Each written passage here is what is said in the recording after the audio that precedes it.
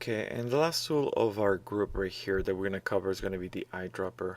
The shortcut for the eyedropper is the letter I, and it's right here. And if I hold my mouse on top of it, you will see that we have 6 different tools. The last 3 tools, the ruler, the node, and the count tool, they are self-explanatory. We won't cover these. The 3D material eyedropper tool is primarily used with 3D models that we can import into Photoshop. So we're just going to concentrate on the eyedropper and the color sampler tool. However, when you are using the, let's say for example, the paint tool, right, the brush, the regular brush right here, and you're painting something, right, you don't want to go to the eyedropper, sample a color, and then go back to the brush. Okay, that's a waste of time. So you know, while you're painting in Photoshop, if you hold the Alt key in both a Mac or a PC, your paintbrush will turn into the eyedropper.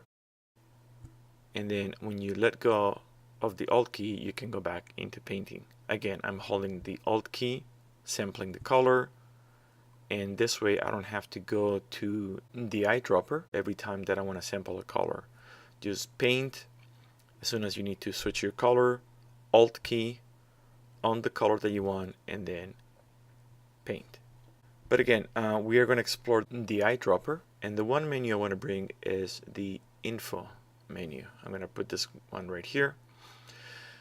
As I use my eyedropper and I move over my colors, you will notice that the RGB, red, green, and blue, CNYK, cyan, magenta, yellow, and black, and our X and Y coordinates change every time I go over a specific color. I want you to pay attention to the RGB color. As you can see, every time we move over a specific color, we get a different formula.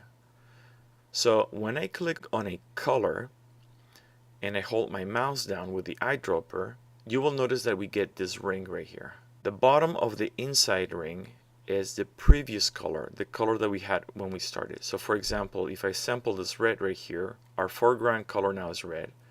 And if I go on top of another color, let's say this one right here, notice that in the inside ring, the bottom color is the red. So that is our previous color.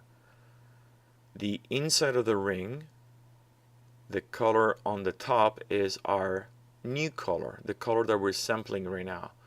We use this in case we want to sample, for example, this color, and then we want to sample another color. We can tell the difference, right? So if you want a color that is very similar but more vibrant, you probably would sample other colors, right? Until you get the color that you want. This is why we use our previews and new sample color ring. So this is what the eyedropper does. It will sample a color and it will change your foreground color as you click the new color. Now the other tool that we're going to cover is going to be color sampler tool. The color sampler, as soon as I click on a color, alright, you will notice that it leaves a sampler right here with the number 1. We can sample up to 10 colors. I'm sampling different colors right now. I'm putting my sampler on light colors so you can see this little icon. And when I get to my 10th color, everything's fine. And as soon as I hit 11, I will get a warning saying that could not create a new sampler because the maximum number of samples is 10. Now, every time you create a color sampler from 1 to 10, you will get inside of your info the RGB number for each one of the sampled colors. To move one of those color sampler, just move on top of the icon. Your cursor will change into a black arrowhead, and then all you have to do is move your color sampler whatever you want.